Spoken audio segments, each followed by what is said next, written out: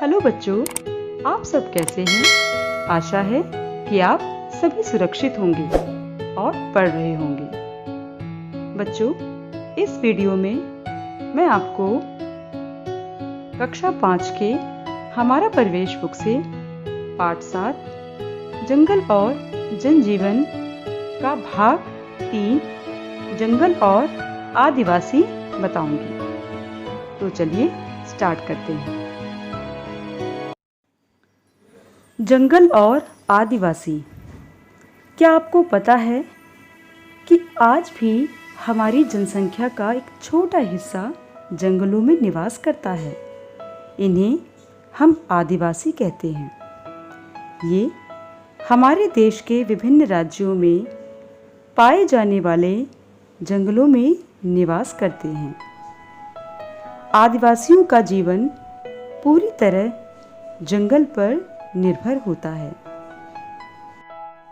अपनी दैनिक आवश्यकताओं की पूर्ति ये जंगल से मिलने वाले विभिन्न उत्पादों के द्वारा करते हैं। जंगल से प्राप्त कच्चे पदार्थों से ये डलिया, चटाई, ढोल, बांसुरी, टोकरी, पत्तल, बर्तन, जड़ी बूटी से औषधि अर्थात दवा आदि बनाकर स्थानीय बाजार में बेचते हैं और अपना जीविकोपार्जन करते हैं।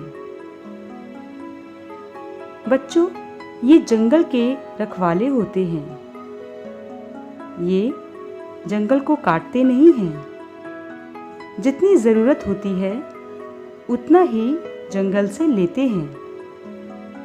आदिवासियों की जिंदगी जंगलों से ही जुड़ी होती है। अगर जंगल नहीं बचेंगे तो ये भी नहीं बचेंगे। बच्चों, अब हम जानेंगे जंगल अधिकार कानून 2007 के बारे में।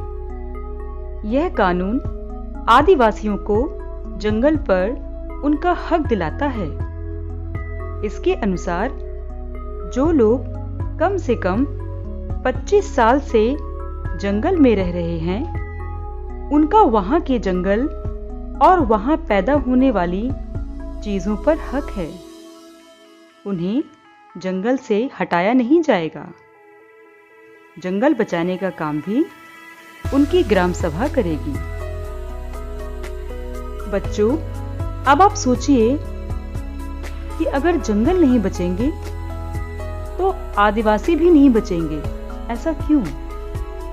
और यदि ये जंगल नष्ट हो जाएं, तो इसका हमारे जीवन पर क्या प्रभाव पड़ेगा?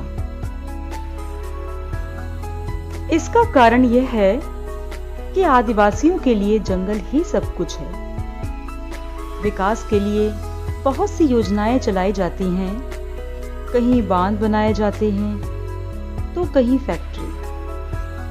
इन योजनाओं के कारण जंगल काटे जाते हैं। जंगल के कटने से आदिवासियों के जीवन पर विपरीत प्रभाव पड़ता है।